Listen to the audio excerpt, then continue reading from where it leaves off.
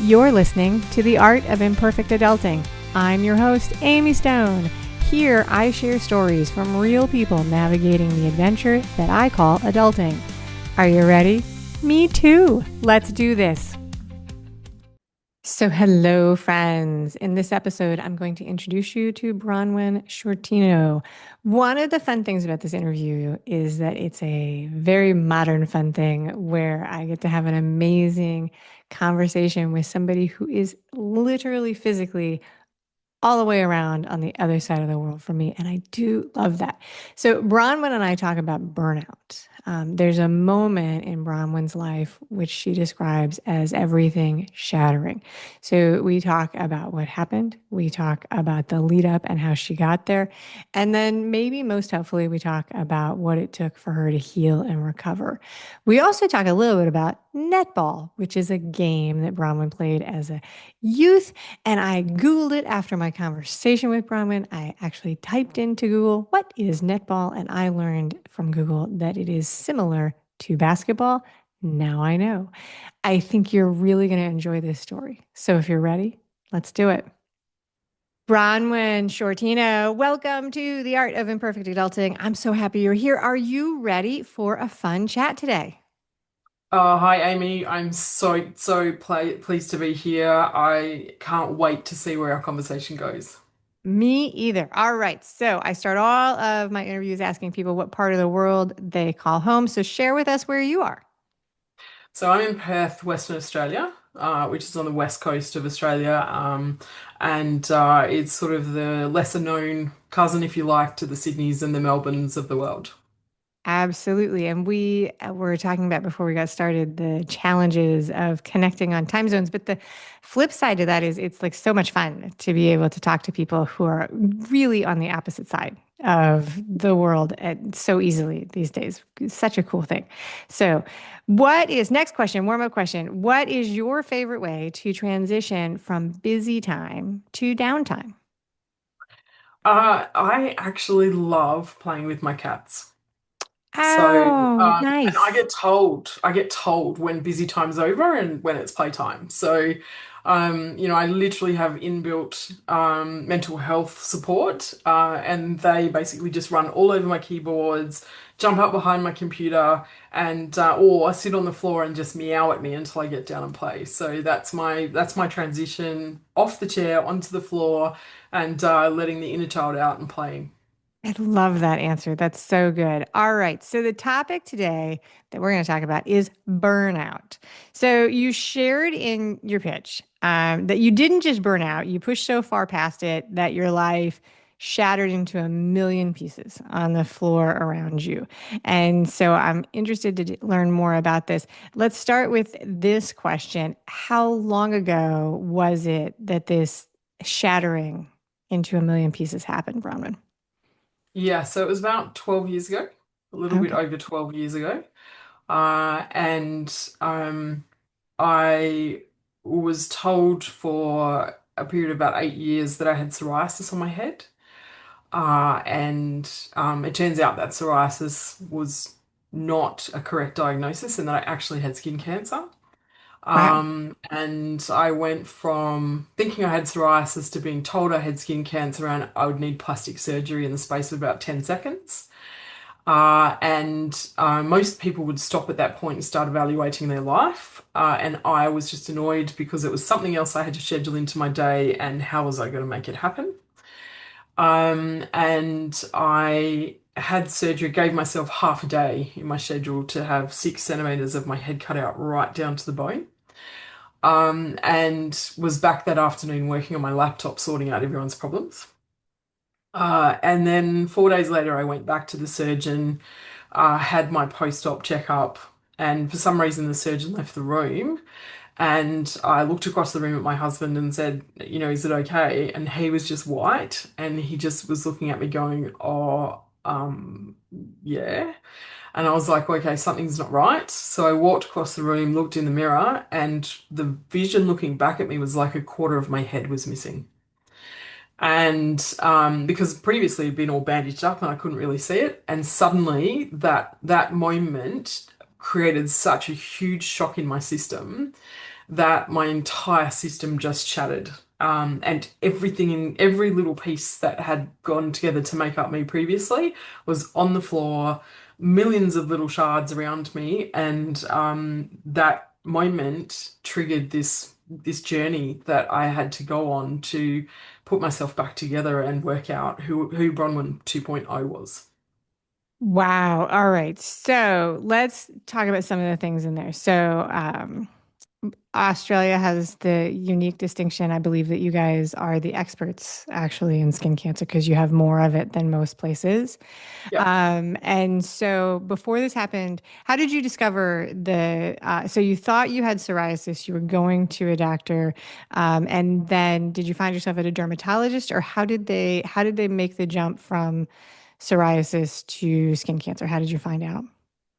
Yeah, so for me, I got it checked with the GP at an annual checkup, and it had grown significantly. So it had probably doubled in size in a 12-month period.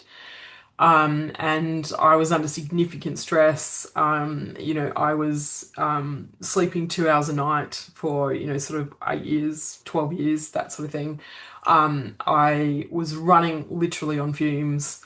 And so all of the signs, and it looked like psoriasis, and all of the signs and the symptoms of it kind of pointed towards psoriasis.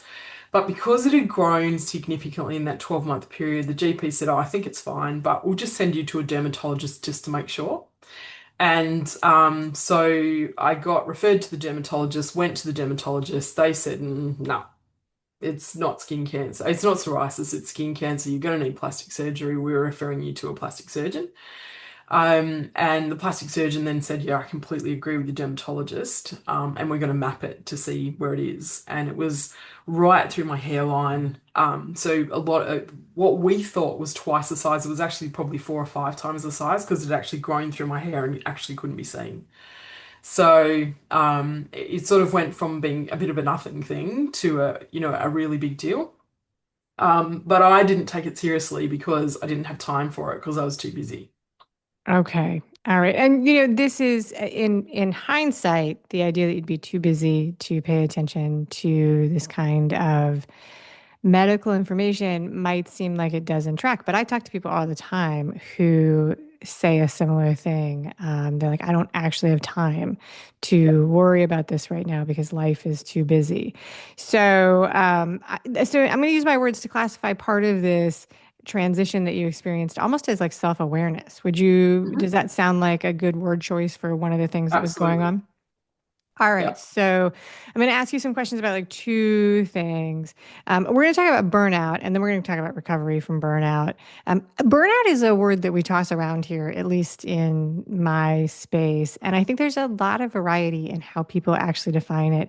So, before you went through this readjustment and this shattering and this alignment and self-awareness, what, if anything, did you know or think about the concept of burnout?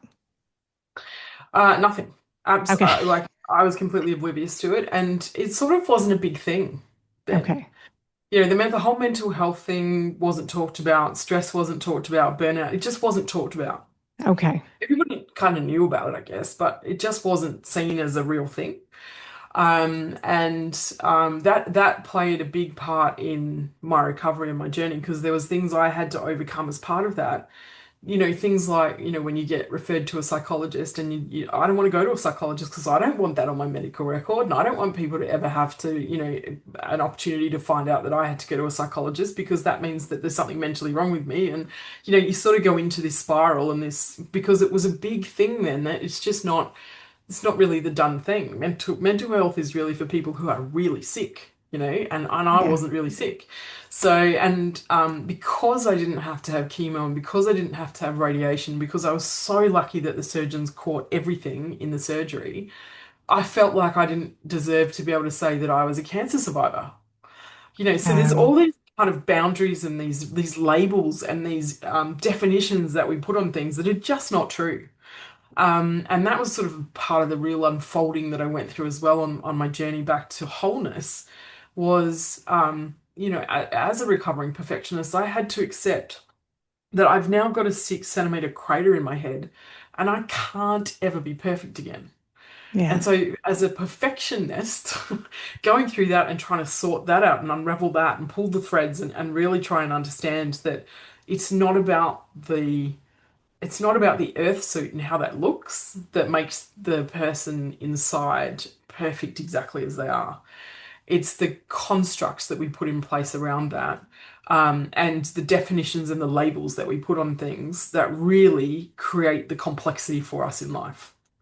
No, so well said. So well said. So you had, I'm going to ask you a particular, you do not have to answer this in if you don't want to, but so they find skin cancer, you go in, you know, you're going to have surgery and then reconstruction with a plastic surgeon. Is this, is what you had, like, we call it the Mohs surgery, where they go in and check as they take it out and just go and go and go until they feel like they've gotten everything?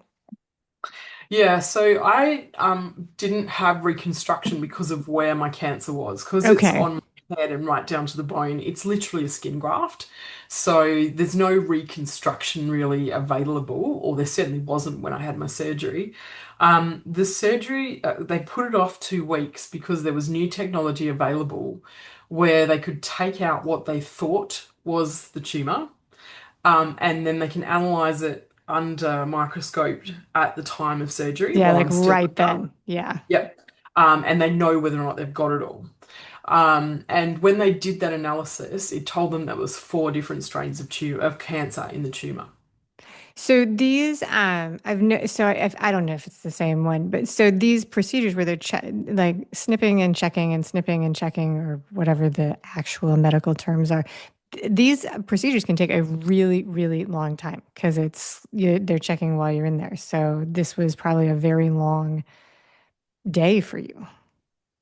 No, they were relatively quick. They actually got it all in the first go, so they didn't have to Okay. go back. If they hadn't waited that 2 weeks, I would have had to basically have an open wound. Okay. And while they did the analysis on the margins and all of that sort of stuff, and then I would have had to go back and had the skin graft or had more taken out, go back, do the analysis, all that sort of stuff. But the piece that they took out was large enough that the margins were clear when they did the analysis while I was under. So I think it was probably about a 2.5, 3 hour surgery. So it wasn't super long, which was amazing. That is amazing. All right. So you describe yourself pre-burnout as strong, capable, and a perfectionist. Do you have any idea or thoughts or anything where you picked those up as personality traits? Yeah, so I think, growing up, um, just the situations that I was in throughout life, whether it was in sport, whether it was in school, I just learned at a really young age that emotion's dangerous and it can be used against you.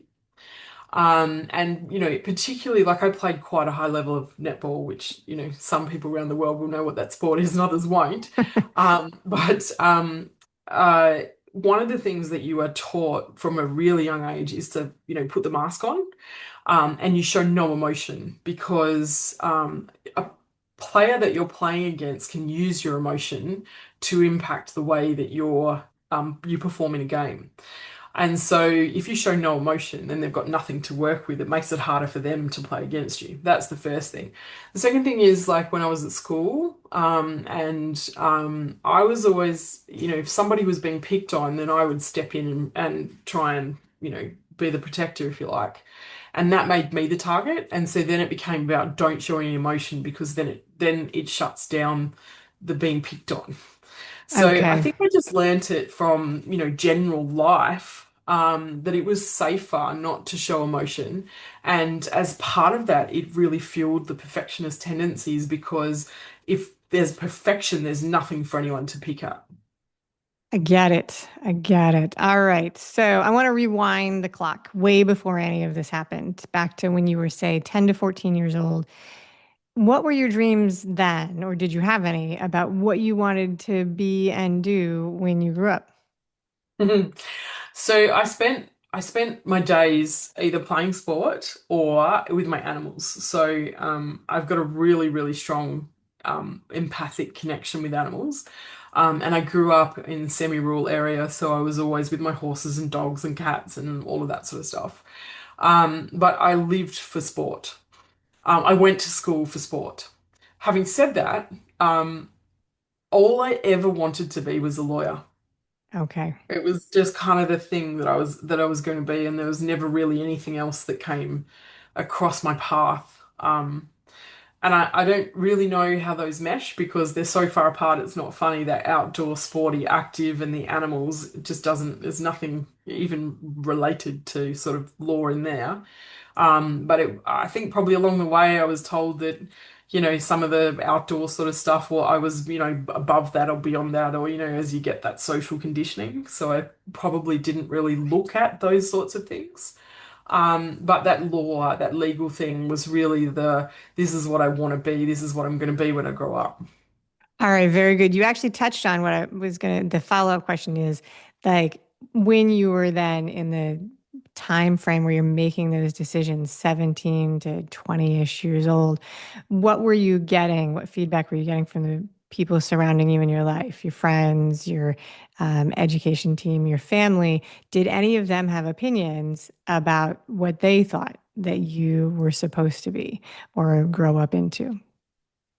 I don't really know that there was opinions as such, so much as approval for, when I went to uni, I studied economics law, and there was just sort of an approval and a support for that, as Okay. opposed to opinions that sort of came around that.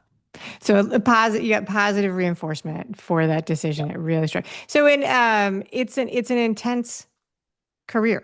It's an intense field of study and it's an intense career.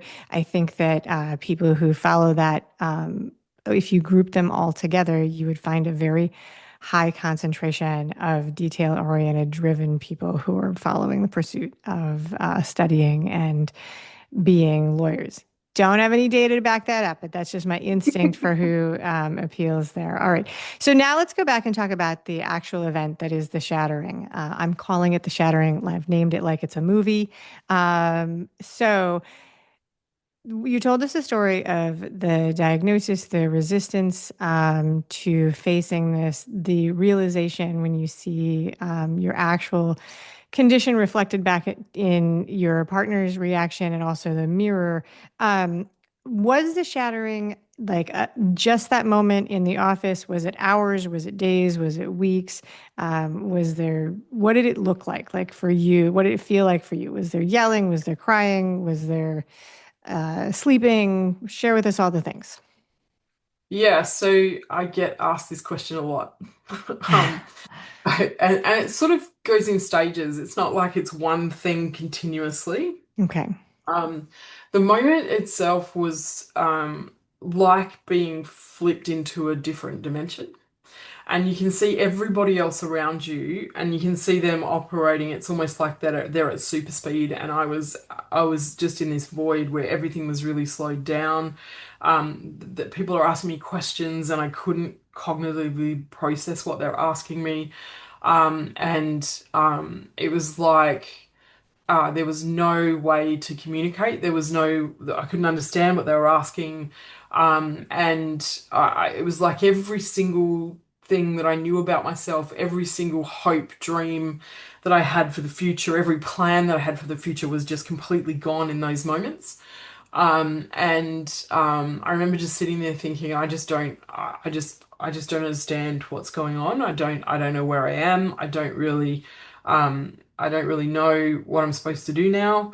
And I remember driving home from the doctor's surgery, the surgeon's surgery, after that, and I remember saying to John, it's okay. I understand if you want to leave. I understand if you want to divorce me because I look like a monster. Like I was completely disfigured, like straight after surgery, and everything's red Yeah. raw and all the rest of it. But for me, it was like that was going to be the rest of my future, and I didn't want him to be stuck with that.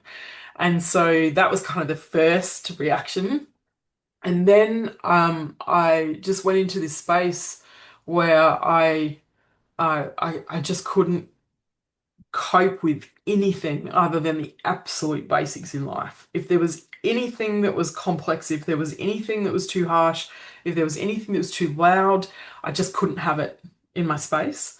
Um, and um, and I just remember feeling this numbness, like there was nothing, and except if something was just that, too loud. And then it sort of transitioned from there where I just started crying and crying and crying and crying. And actually, what happened with that was I experienced my entire lifetime's emotion in 2 years because I had compressed it because emotion was dangerous. There was just no Yeah. emotion because not only can you not show it, you can't feel it. Because if you feel it, you show it. So I'd compressed all of it and it all came out in a space of 2 years. So I had to learn to just be in a public space and start crying, and I'd start crying for no reason. And I had to just learn how to sit with that and just let it happen and not worry about what people were saying, what people were thinking, what people were looking at. And yeah, and then I discovered as part of that process, when I started working with a psychologist, that I was absolutely terrified of writing anything personal down because it could be used against me as evidence I wasn't perfect. And so I had never ever journaled or written anything about myself or any of my feelings or any of that sort of stuff. And so then it became my homework because, you have to deal with these things once you identify them. And it took me 3 weeks to write one word on a page. I was terrified of it. And through that starting to journal process, I was just starting to put my foot back in the water to go back into social situations and start being out in public again. And people hadn't seen me for 9 months and they were sort of saying, "Oh, where have you been? What have you been doing?" And the only thing I could talk about without completely collapsing into tears was journaling. And so then they started asking me, "What have you been journaling about?" And I started talking to them about some of the topics. And all of them started saying, "You have to write a book. The world needs this. You have to write a book." And I was just looking at them going, "Can you not see I'm broken?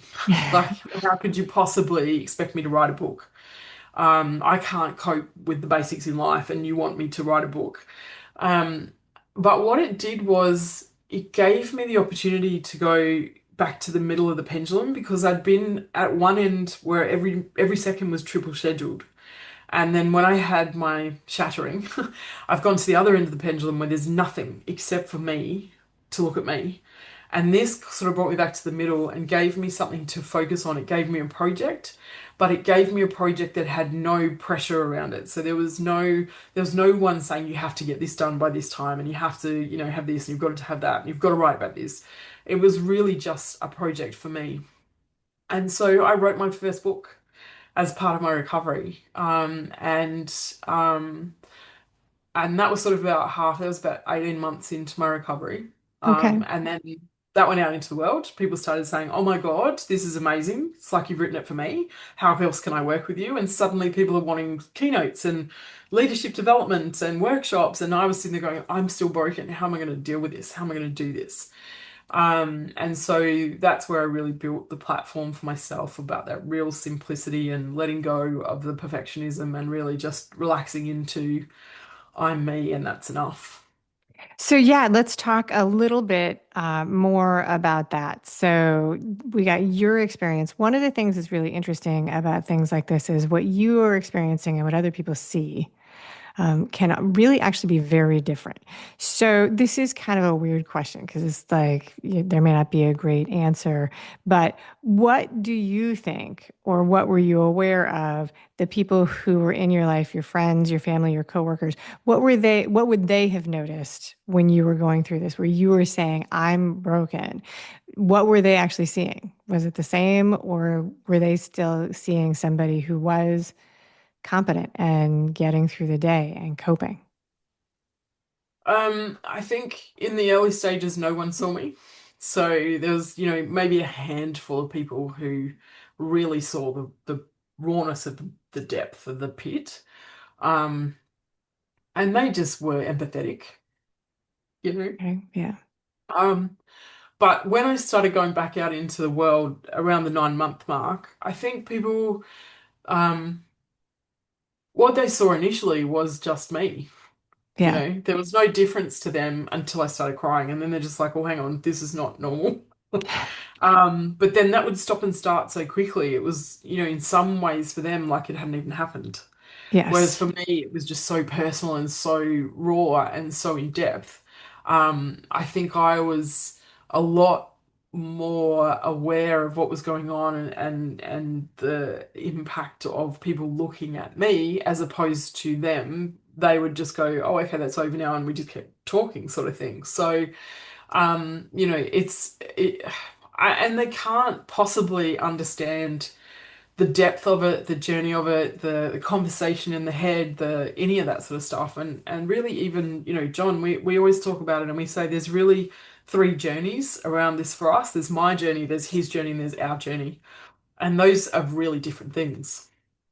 Yes, and we're talking about your story today, but that is true in almost every group situation, in every family, in every school, in every work team, in every office, in every, coffee shop around the world. Everybody is having their own individual and shared experience all at the same time. And if you survey people about it, if you ask them about exactly the same thing, you can get very different answers because people don't know what other people are going through. People, as much as I wish that sometimes people could, read my mind and know the things that are, bothering me and why I'm doing the things I am, they don't know.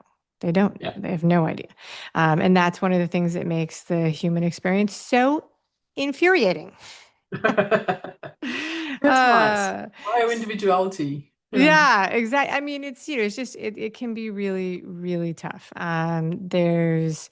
There's some things about families where people say even in the same house, everybody has a different childhood experience. Like everybody Yep. has a different relationship with their parents, even though they're happening side by side. So, there are small versions of that and big versions of that. Okay, so now let's shift and talk about healing and rebuilding after the shattering or the collapse. You say that the collapse forced you to question everything. And then gave you the courage to live on your terms. So the question is, what does this mean in like practical terms for people who are learning about the story? Like what actually changed, and how did you go about figuring out what living on your terms even meant for you? Mm, mm. So I think there's two really big things that I sort of look back now and see as really key things that can help anyone at any stage. It's just that I implemented them, after I broke. And everything I do now is about teaching people the little things they can do so they don't have to break. Yeah. The first one is I heard somebody, I was watching a video and I heard somebody say, um, the power of asking the question, what if they're wrong? Okay. So you've got all these people around you that say you have to do this, you need to do that, you have to have this, you've got to go there. And the power of asking the question, what if they're wrong, really gives you that time and space to just stop down any automatic reaction and to really give you the opportunity to make a conscious choice of what you do next. Yep. And also consciously decide whether or not that particular thing is right for you. Is it, am I drawn to this?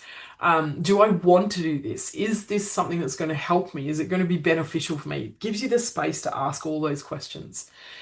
And the second thing I did was I gave myself permission to put every option back on the table. So, you go through life and people tell you, you can't do this or you can't do that. That's too woo-woo. That's ridiculous. That's all these things. I actually allowed myself to put all the options back on the table and just say it's my choice. I get to choose. What am I drawn to? And I really allowed myself the opportunity to really step into my intuition and just say, oh, you know, I've been driving down the road and for the last 5 days I've seen a Bikram yoga sign. I really noticed that. I'm going to go and try Bikram yoga. I am really drawn to doing some meditation. Where can I go and find some meditation? I want to go for a beach walk. I want to go for a bike ride. I want to, whatever it is, whatever the thing is that's coming into your mind and intuition, and you constantly find yourself thinking about it, I just step in and try it. And as part of that process, I just say, okay, I'm getting rid of the words success and failure, and I'm replacing them with adventure and explore. So I'm saying, okay, there is no failure. All there is immediate messages of something that you don't need to work out, go down that path any further. You get a response really quickly that it's not right for you. Great. That's just as fantastic as it is right for you, and you can keep going down that pathway and exploring a bit more. So that ability to just put all options back on the table and go and try different things and find the things that are right for you instead of having somebody tell you what's wrong with you and what you need to fix you. Stepping into that really conscious space and saying, I'm going to work out what I need right now, not have somebody else tell me and then potentially end up back in the same situation that I was before. Okay, so that is really interesting. And so then there's a backstory here, which is that if that was the path out of this, that unknowingly you were taking advice and instruction from people for a very long time and shutting down any signals of if it didn't match what you actually wanted to do. Yeah, that's exactly right. And I think that's what we're taught, right? We're taught to squash ourselves into a box Yeah. and we sit in that box until it's too painful. And we either shatter like I did, and my mind and my body forced me to stop and do things differently, or we make a change because we have to. And we Yeah. don't make changes because we're scared of them. So we've been taught it's hard, but actually it's really easy when you just give yourself permission to take tiny little steps and try things out. Yeah, I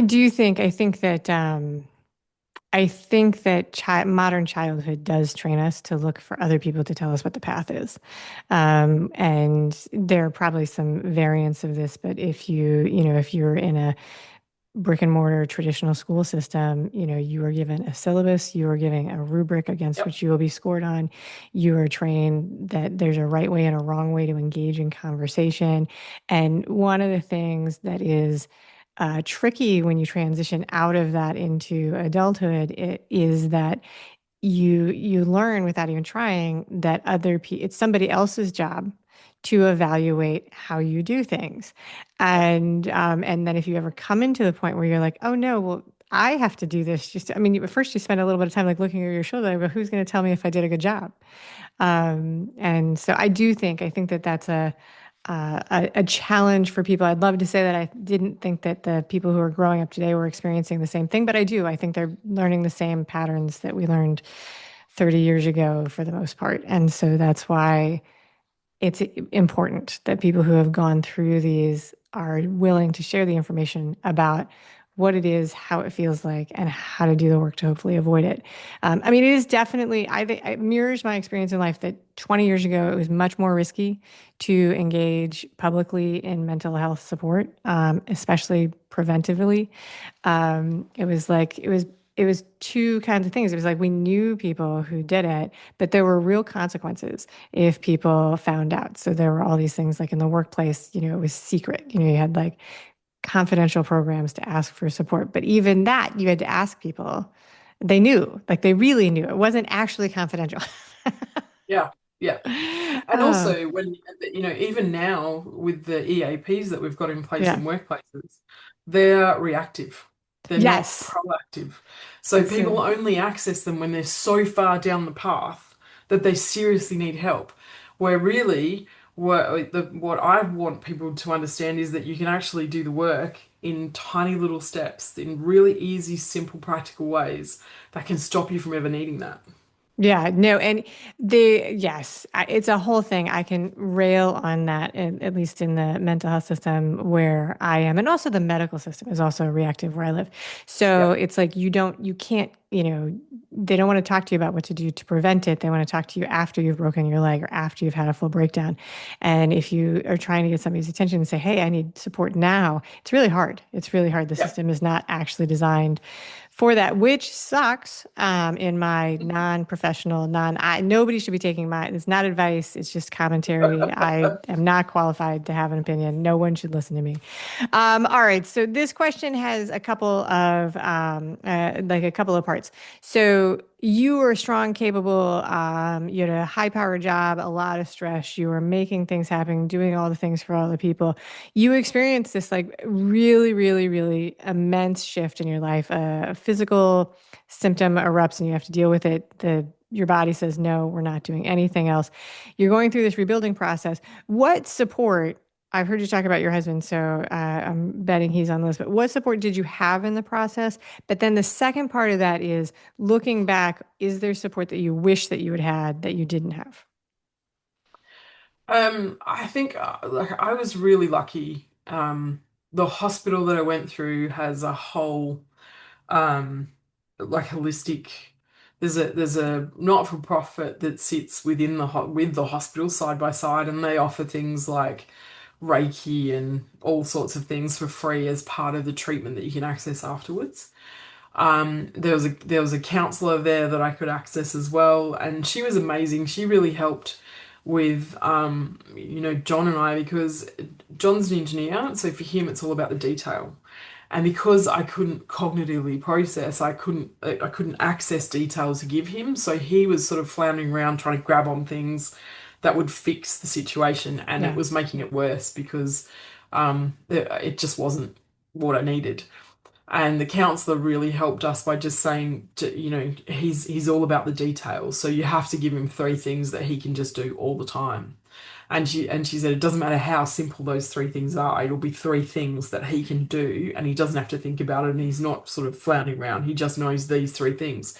And so that made a huge difference for us because he could just focus on that, and I knew that I was getting things that I needed.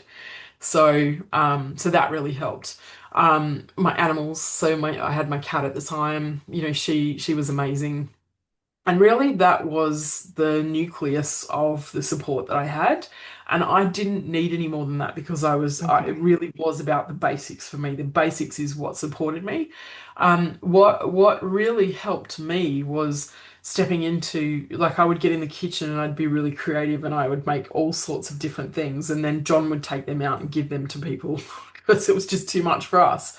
But that was my way of staying connected with the world. So I would make stuff, he would take it out, and it would just be me sending love out to people around me. So that was kind of it for me. I didn't feel like I needed anything more than that.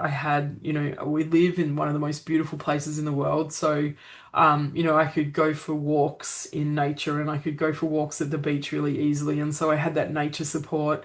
And I would sort of delve into different meditations and those sorts of things at the same time as well. So for me, that was perfect. For me, that really provided a solid platform for the work that I needed to do. Anything more than that would have been really distracting for me, I think, for the depth of the work I needed to do. So I can understand that. Okay, so we talked about earlier that I used the word self-awareness to describe kind of what you were doing, but it sounds also like, and it makes sense that you were really creating and stepping into and dealing with an identity shift. So your concept of self when you saw yourself in the mirror, and what does it mean if I have this scar on my head, and then identity tied very deeply to self-worth.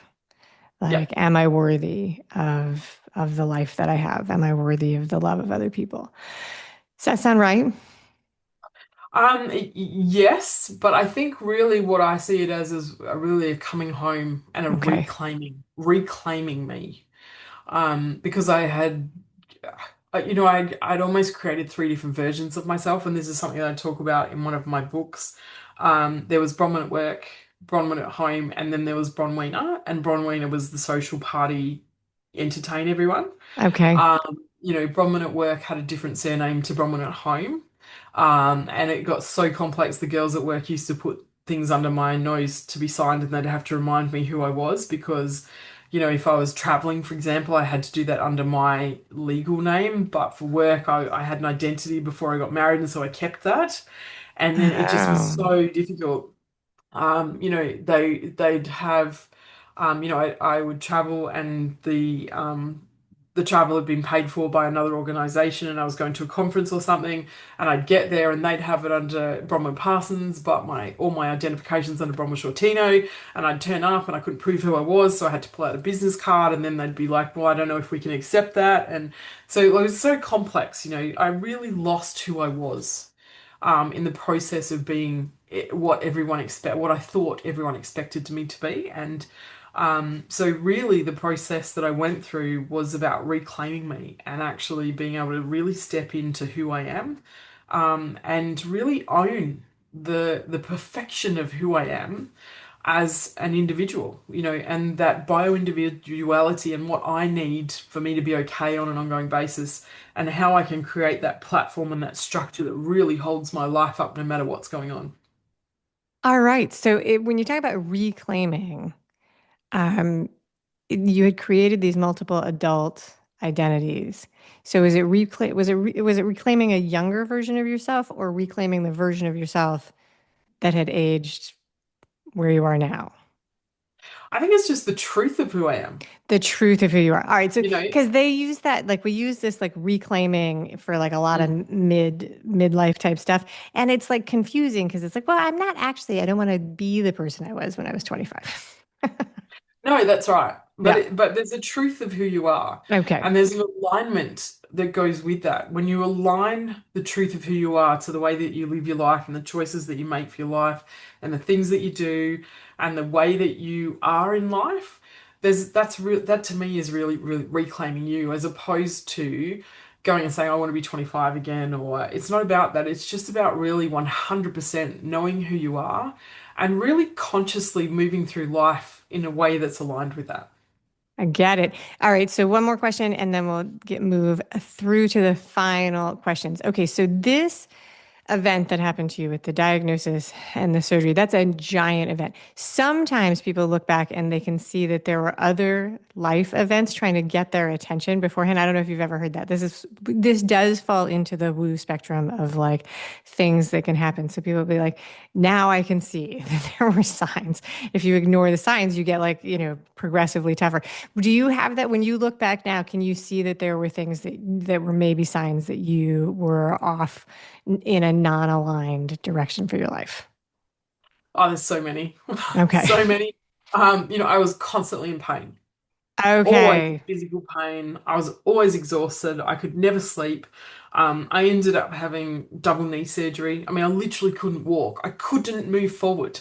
I had to have Wow. double knee surgery to realign my knees. And, if that's not a signal that things need realigning, nothing is.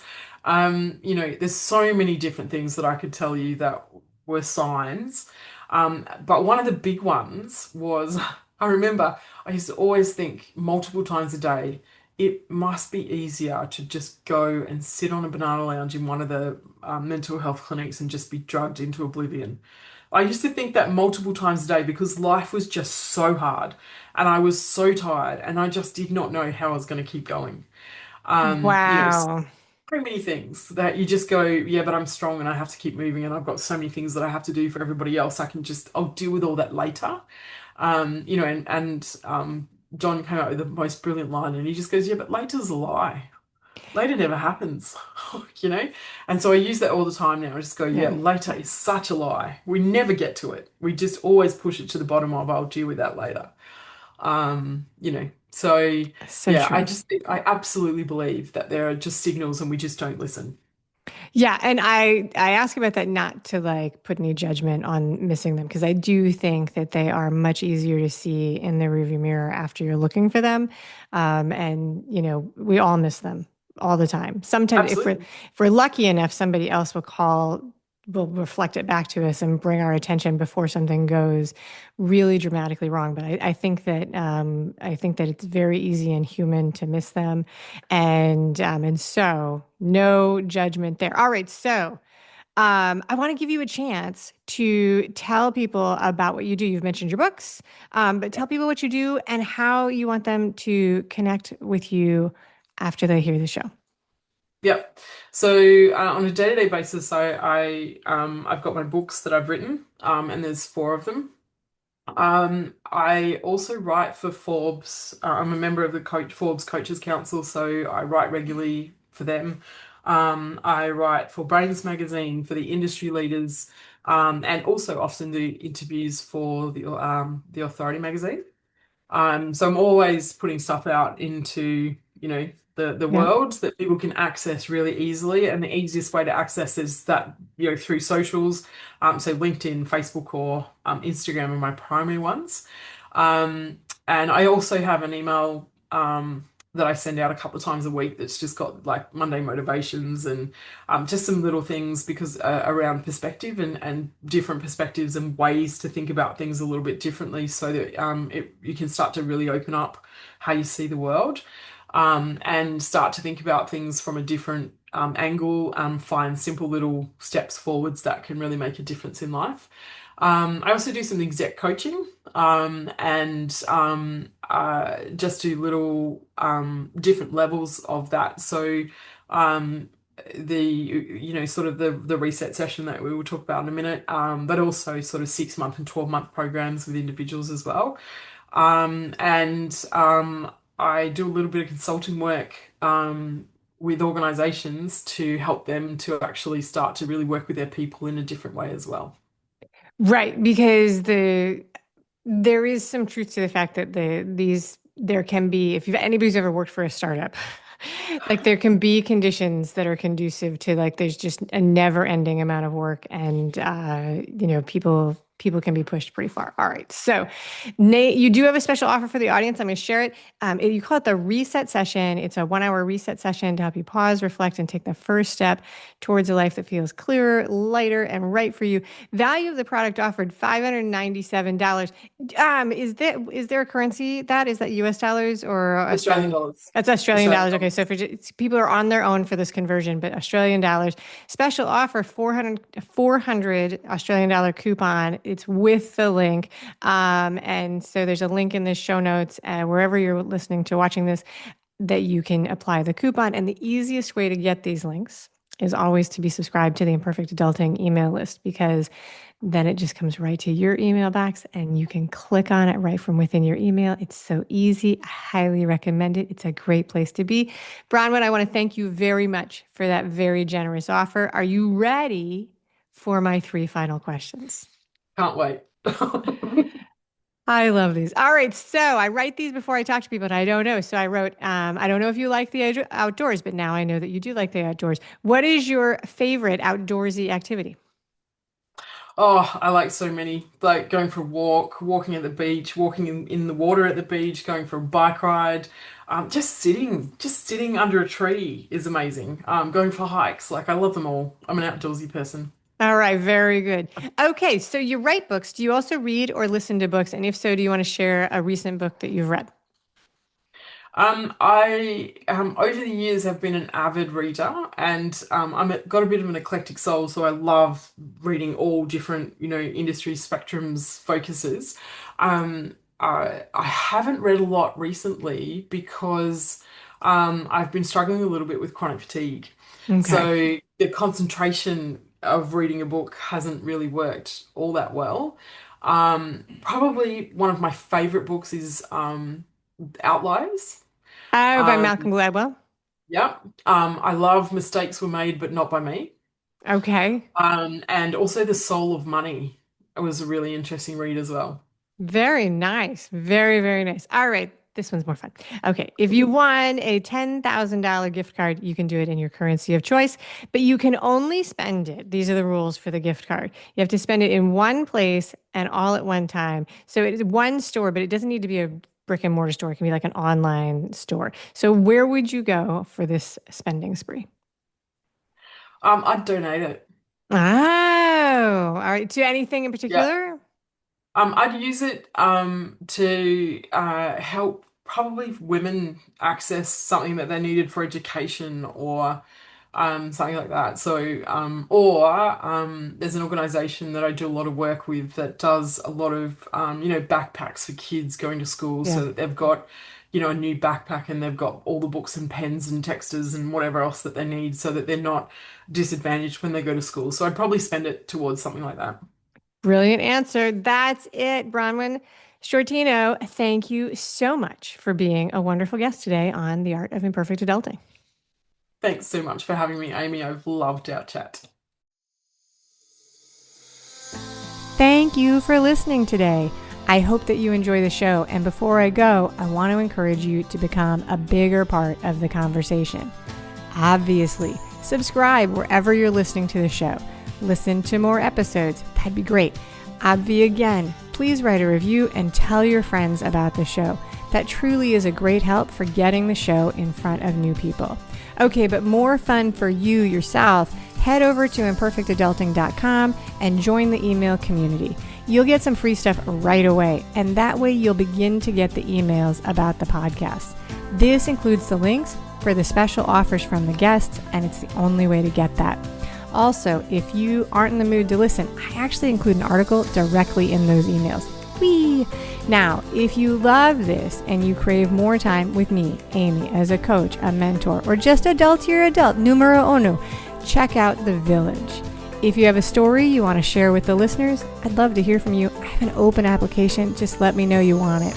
And that's a wrap for today.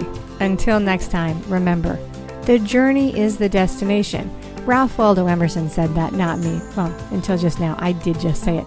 But what I want you to hear today is that if your adulting journey isn't going the way you expected, that may not mean that you're lost. It may just mean that you're on your way. This is Amy Stone, signing off.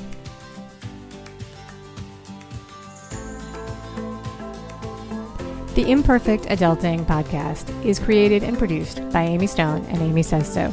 Anything expressed on this show is offered as entertainment, and the views of the guests may not always represent the ideas and viewpoints of the host. That's me.